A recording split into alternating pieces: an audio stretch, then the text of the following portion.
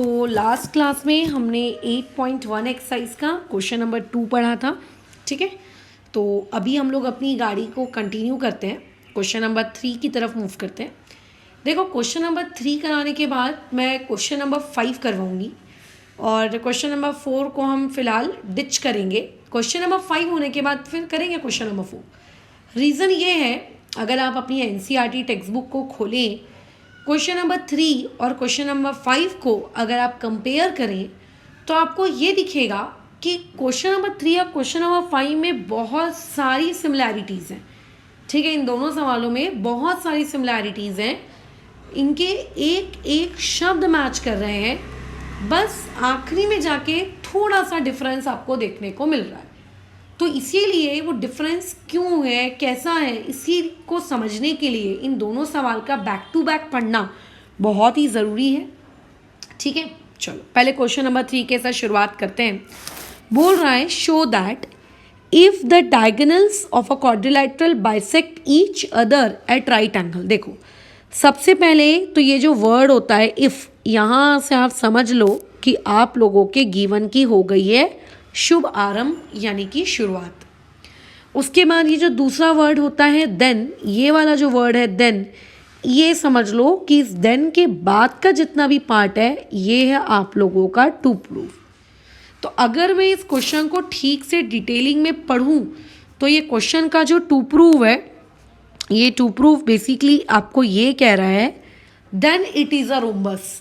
मतलब आपको ये प्रूव करना है कि आप जो भी एक फिगर बनाओगे, जो भी आप उसका नाम वाम देने वाले हो, लेट्स से आपने एक फिगर बनाया, उसका आपने नाम दिया PQRS, तो आपको ये टू प्रूव करना है कि वो जो क्वाड्रिलैटरल है PQRS, वो PQRS एक क्या है, रोम्बस है, ठीक है। ये आपको प्रूव करना है। बट इसको प्रूव करने से पहले हमारे क्वेश्चन में हम लोगों को गिवन क्या दिया है, थोड़ा उस पर भी हमें बातचीत करनी पड़ेगी। तो हमें ऐसा कुछ नहीं बोला है इस पर्टिकुलर क्वेश्चन में कि वो PQRS एक पैरेललोग्राम है, या PQRS एक रेक्टेंगल है, या PQRS एक ट्रेपेजियम है। ऐसा कुछ भी नहीं बोल रहा है। वो नॉर्मल बोल रहा है कि वो एक नॉर्मल क्वाड्रिलैटरल है। वो क्या है, एक नॉर्मल क्वाड्रिलैटरल है। वो क्या है, एक नॉर्मल क्वाड्रिलैटरल, ठीक है। वो क्या है, एक नॉर्मल क्वाड्रिलैटरल, यानी कि वहाँ पे ऐसा कुछ भी नहीं बोला कि वो पैरेललोग्राम है, कि वो रेक्टेंगल है, नॉर्मल क्वाड्रिलैटरल। और उस नॉर्मल क्वाड्रिलैटरल में जो डायगोनल्स हैं, जैसे कि पहली डायगोनल हो गई P से लेकर R और दूसरी डायगोनल हो गई Q से लेकर S, तो क्वेश्चन वाला ये कह रहा है कि वो दोनों की दोनों डायगोनल्स बाइसेक्ट कर रही हैं एक दूसरे को, और वो भी बाइसेक्ट कर रही हैं राइट एंगल पे। मतलब पहली बार तो दोनों डायगोनल्स ने एक दूसरे को बाइसेक्ट किया, मतलब डायगोनल के इक्वल टुकड़े हो गए। जैसे आपके पास अगर एक डायगोनल है PR, तो उसके इक्वल टुकड़े होंगे PO और दूसरा इक्वल टुकड़ा होगा OR। अगर आपके पास एक दूसरी डायगोनल है QS, तो उसका एक टुकड़ा होगा SO और उसका दूसरा टुकड़ा होगा QO। ये वो क्वेश्चन वाला कह रहा है। यानी कि अगर मैं बात करूं कि मेरे पास एक क्वाड्रिलैटरल है नॉर्मल PQRS, तो इस क्वाड्रिलैटरल PQRS में, ठीक है, जो हमारे पास डायगोनल है, क्या नाम है, एक डायगोनल PR, और हमारे पास जो दूसरी डायगोनल है, ठीक है, दूसरी डायगोनल का नाम क्या है, QS। ये बाइसेक्ट कर रहा है, किसको बाइसेक्ट कर रहा है, आपस में एक दूसरे को किस पॉइंट पे बाइसेक्ट कर रहा है, O पॉइंट पे बाइसेक्ट कर रहा है। बाइसेक्ट करने का मतलब क्या होता है, बाइसेक्ट करने का ये मतलब होता है कि उस डायगोनल के दो इक्वल टुकड़े हुए। यानी जो आपके पास ये डायगोनल है, जैसे कि ये देखो P से लेकर R, तो इसके दो टुकड़े हुए हैं, मतलब एक टुकड़ा हुआ PO और दूसरा टुकड़ा हुआ RO, और ये दोनों के दोनों आपस में इक्वल। वैसे ही आपके पास क्या है, एक और है, दूसरी डायगोनल है, उसका नाम क्या है, Q से लेकर S, ठीक है, Q से लेकर S, तो इसके भी दो इक्वल टुकड़े हुए, यानी कि QO इज इक्वल्स टू क्या आ जाएगा, SO।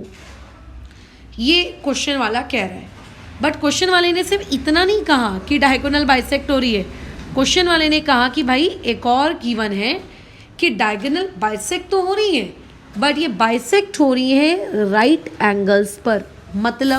मतलब ये कि अगर मैं इस एंगल को एंगल 1 कहूँ, इस एंगल को अगर मैं एंगल 2 कहूँ, इस एंगल को अगर एंगल 3 कहूँ, इस एंगल को अगर एंगल 4 कहूँ, तो क्वेश्चन वाला आपसे ये कहना चाह रहा है कि हियर आपका एंगल 1, एंगल 2, एंगल 3, एंगल 4, ये चारों के चारों आप लोगों के कितने डिग्री के हैं? 90 डिग्री के। तो ये इस पर्टिकुलर क्वेश्चन का गिवन डेटा था, और इस गिवन डेटा के अकॉर्डिंग क्वेश्चन वाला ये कह रहा है कि प्रूव करो कि वो पर्टिकुलर फिगर एक रोम्बस होगा। ठीक है, तो कोई दिक्कत नहीं है, हम उस पर्टिकुलर क्वेश्चन को आराम से प्रूव कर सकते हैं कि वो एक रोम्बस है या वो एक रोम्बस नहीं है। ठीक है, वो हम आसानी से प्रूव कर सकते हैं, कोई उसमें दिक्कत नहीं है। बट प्रूव करने से पहले थोड़ा सा हम रोम्बस की प्रॉपर्टीज़ को रिकॉल कर लेते हैं। ठीक है, बराबर, थोड़ा सा हम लोग रोम्बस की प्रॉपर्टीज़ को रिकॉल कर लेते हैं। इससे क्या होगा, जब प्रॉपर्टीज़ रिकॉल करते हो तो धीरे धीरे प्रॉपर्टीज़ याद भी हो जाती हैं। तो जैसे कि फ़िलहाल बात हो रही है क्योंकि रोम्बस की, तो रोम्बस की प्रॉपर्टीज़ के ऊपर थोड़ी सी चर्चा कर ली जाए। तो देखो, रोम्बस जो होता है वो स्क्वायर का भाई होता है। किसका भाई होता है? स्क्वायर का भाई होता है। क्यों मैडम, वो स्क्वायर का भाई क्यों होता है? क्योंकि स्क्वायर के जैसे इसकी जो ऑल साइड्स होती हैं, ये ऑल साइड्स कैसी होती हैं? इक्वल। ठीक है, इसकी भी चारों की चारों साइड्स होती हैं इक्वल। अगर आपको लगता है कि अच्छा मैडम अगर ये स्क्वायर का भाई है तो स्क्वायर के क्योंकि सारे एंगल 90 डिग्री के होते हैं, ठीक है, तो मैडम यहाँ पे भी एंगल 90 डिग्री के होंगे? नहीं, नॉट कंपल्सरी। ठीक है, एंगल्स की जो वैल्यू है यहाँ पर 90 डिग्री नहीं होती। ठीक है, यहाँ पे एंगल्स की जो वैल्यू है वो 90 डिग्री नहीं होती। तीसरी चीज, इसके जो डायगोनल्स होते हैं, ठीक है, इसके जो डायगोनल्स होते हैं वो डायगोनल्स बाइसेक्ट करते हैं एक दूसरे को, और वो भी कितनी डिग्री पे बाइसेक्ट करते हैं? वो भी 90 डिग्री पे बाइसेक्ट करते हैं। मतलब ये रोम्बस की प्रॉपर्टीज़ है। ठीक है, हर क्वाड्रिलैटरल की कुछ ना कुछ प्रॉपर्टीज़ होती हैं, तो वैसे ही ये रोम्बस की प्रॉपर्टीज़ है कि इसके ऑल साइड्स क्या होंगी? इक्वल होंगी, है ना। अच्छा, ठीक है, साथ ही साथ में इसके जो एंगल्स होंगे वो angles, interior angles, it is not compulsory कि वो सारे के सारे 90 डिग्री के हों। ठीक है, अच्छा, डायगोनल्स बाइसेक्ट करेंगी 90 डिग्री पर, और इसके अलावा इसके जो अपोजिट एंगल्स होंगे, इसके रोम्बस के अपोजिट एंगल्स इक्वल होते हैं। ऑल एंगल्स इक्वल होंगे ऐसा नहीं, और इसके एडजेसेंट एंगल्स जो होते हैं, एडजेसेंट एंगल्स सप्लीमेंट्री होते हैं। तुम्हें नहीं लग रहा कि ये सारी प्रॉपर्टीज़ तो मैडम थोड़ी थोड़ी सी पैरेललोग्राम की जैसी लग रही है? यस, ये सारी प्रॉपर्टीज़ थोड़ी थोड़ी सी पैरेललोग्राम की जैसी लग रही है। पैरेललोग्राम में भी अपोजिट एंगल्स इक्वल थे, पैरेललोग्राम में भी एडजेसेंट एंगल्स सप्लीमेंट्री थे, पैरेललोग्राम में भी डायगोनल्स बाइसेक्ट करती थी, बट पैरेललोग्राम में डायगोनल्स 90 डिग्री पे बाइसेक्ट नहीं करती थी, यहाँ पर 90 डिग्री पे बाइसेक्ट करेंगी। ठीक है, और पैरेललोग्राम की अपोजिट साइड्स इक्वल होती थी, रोम्बस में सारी की सारी साइड्स इक्वल होंगी। और एक चीज़ मैं तुम्हें थोड़ी सी टिप के नाम पे बता देती हूँ, रोम्बस का एरिया जो कि आपने ऑलरेडी लोअर क्लासेस में पढ़ा होगा, खैर थोड़ा सा रिवीजन हो जाएगा इसीलिए बता रहे हैं। एरिया ऑफ रोम्बस होता है half multiply by diagonal 1 multiply by diagonal 2, मतलब जो दो डायगोनल्स हैं उन दोनों का क्या कहते हैं? Multiplication divided by 2। ठीक है, ये मैंने बेसिक रोम्बस के बारे में चीज़ें आपको बताई। अब हम लोग आते हैं हमारे क्वेश्चन में, जिसमें हमको ये प्रूव करना है कि भाई वो जो क्वाड्रिलैटरल है जिसकी डायगोनल्स बाइसेक्ट कर रही हैं 90 डिग्री पे, प्रूव करो कि वो पर्टिकुलर क्वाड्रिलैटरल आप लोगों का क्या होगा? आप लोगों का क्या होगा? एक रोम्बस होगा। ठीक है, बराबर। अच्छा, चलिए ठीक है मैडम, प्रूव कर देते हैं। तो शुरुआत करते हैं इस चीज़ के प्रूव करने की कि ये चीज़ आप लोगों की रोम्बस होगी। क्या इसमें कुछ कॉन्ग्रुएंसी वगैरह लगाने की नीड है क्या, whether we have to do something of congruency और नॉट।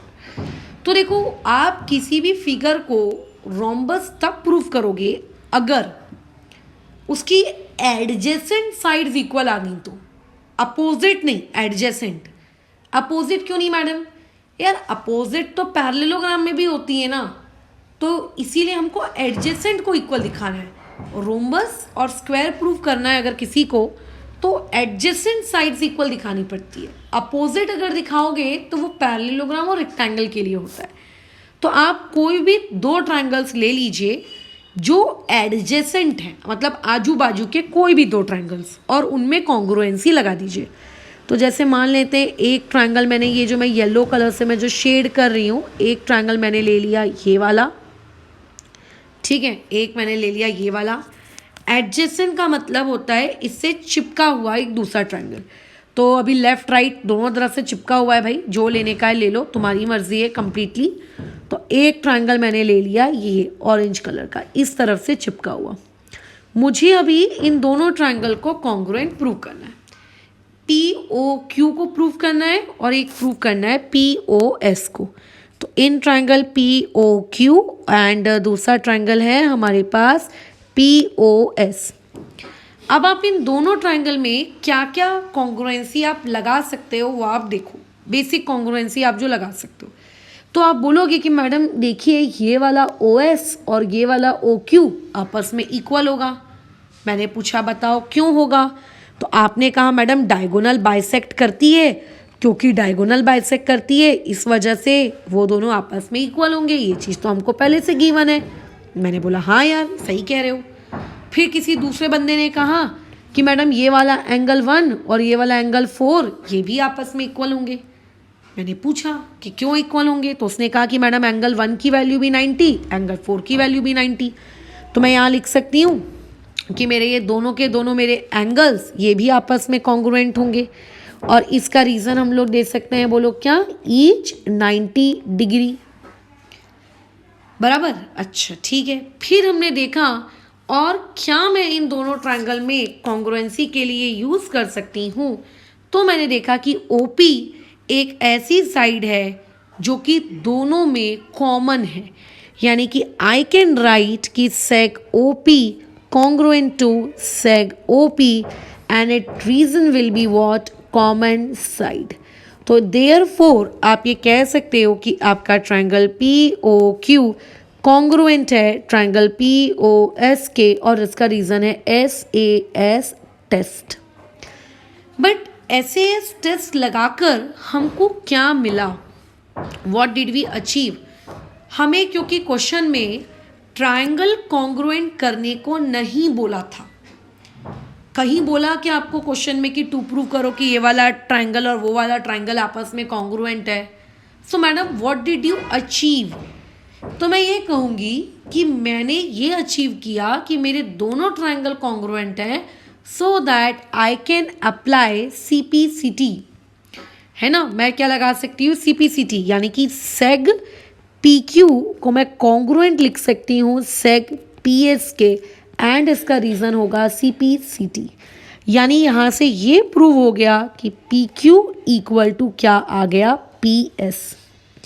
यानी कि आजू बाजू की जो एडजेसेंट साइड्स है, आजू बाजू की जो एडजेसेंट साइड्स है वो इक्वल आ गई, ठीक है। आजू बाजू की PQ और PS इक्वल आ गई क्योंकि मैंने इन दोनों ट्रायंगल को कॉन्ग्रुएंट प्रूव किया था, तो बराबर, क्योंकि मैंने इन दोनों ट्रायंगल को कॉन्ग्रुएंट प्रूव किया था।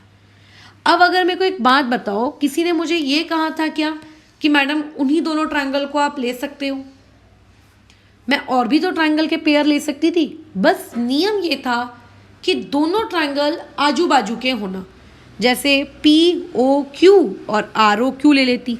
यानी कि अगर कोई मुझसे पूछेगा कि मैडम सिमिलरली, ठीक है, क्या आप ट्रायंगल POQ और आपका ट्रायंगल ROQ इन दोनों को आप कॉन्ग्रुएंट ले सकती हो क्या, तो मैं बोलूँगी बिल्कुल ले सकते हैं, है ना। इस ट्रायंगल को भी आप कॉन्ग्रुएंट प्रूव कर सकते थे, किससे, आपके SAS वाले टेस्ट से, आप इसको भी कॉन्ग्रुएंट प्रूव कर सकते थे। अगर ये ट्रायंगल भी कॉन्ग्रुएंट प्रूव हो जाता तो इस ट्रायंगल में भी आप क्या लगा सकते थे, CPCT। तो इस ट्रायंगल में अगर CPCT लगाते तो ये वाला PQ और ये वाला RQ आपके कॉन्ग्रुएंट हो जाता, यानी कि सेग PQ आपके कॉन्ग्रुएंट हो जाता सेग RQ के। रीज़न मैडम वही CPCT। तो यहाँ से आप ये लिख सकते थे कि आपका PQ किसके इक्वल है, RQ के इक्वल है ना। आप यहाँ से ये लिख सकते थे क्योंकि आपने ये दोनों ट्रायंगल लिए। तो पहली वाली इक्वेशन के अकॉर्डिंग PQ PS के इक्वल है, नीचे वाली इक्वेशन के अकॉर्डिंग PQ RQ के इक्वल है, क्योंकि आपने वो दो ट्रायंगल लिए। अगर कोई बोलेगा कि मैडम यही दोनों ट्रायंगल लेना कंपलसरी है, मैं बोलूँगी नहीं, आप सिमिलरली आप कोई दूसरा ट्रायंगल भी ले सकते हो, जैसे कि आप ट्रायंगल ROQ और ROS इसको भी ले सकते हो, है ना। आप ट्रायंगल ROQ और आप ट्रायंगल ROS आप इसको भी कॉन्ग्रुएंट प्रूव कर सकते हो, ठीक है, SAS टेस्ट से। अगर ये दोनों ट्रायंगल कॉन्ग्रुएंट हैं तो आप यहाँ पे बड़े गर्व से लिख सकते हो कि आपकी जो सेग RQ है वो कॉन्ग्रुएंट हो जाती सेग RS के। इसका रीज़न हम दे देते हैं CPCT, और यानी कि यहाँ से RQ इक्वल टू क्या आ जाता, RS आ जाता, बराबर। आप ये कह सकते हो, आप मतलब कुछ भी ट्रायंगल के पेयर ले सकते हो, बस वो ट्रायंगल के पेयर आजू बाजू के होने चाहिए। तो मैडम लेकिन इससे ये कैसे प्रूव हुआ कि वो एक फिगर एक रोम्बस है। तो आप ये देखिए कि आपके पास अभी टोटल 3 इक्वेशन आ गई हैं, from equation 1, from equation number 2 and equation number 3। आपके पास टोटल अभी 3 इक्वेशंस आई हैं। अगर आप इन तीनों इक्वेशंस को ऑब्जर्व करो तो आप ये लिख सकते हो कि आपका PQ PS के इक्वल है, एज वेल एज RQ के भी इक्वल है, एज वेल एज RS के भी इक्वल है। यानी कि इनडायरेक्टली आपने ये प्रूव कर दिया, ठीक है, कि all 4 sides are equal to each other. ये पूरी की पूरी चारों की चारों साइड्स आपस में क्या है, इक्वल है। आपने बेसिकली ये प्रूव कर दिया, बताओ। और जब चारों साइड्स आपस में इक्वल हो जाती हैं तो मैंने जैसा कि तुम्हें क्लास की स्टार्टिंग में ही रोम्बस की प्रॉपर्टीज बताई, ये पर्टिकुलर क्वाड्रिलैटरल PQRS आप लोगों का क्या हो जाएगा, एक रोम्बस हो जाएगा, है ना। और यही हमको प्रूव करना था, so we did, hence proved. प्यारा सवाल है।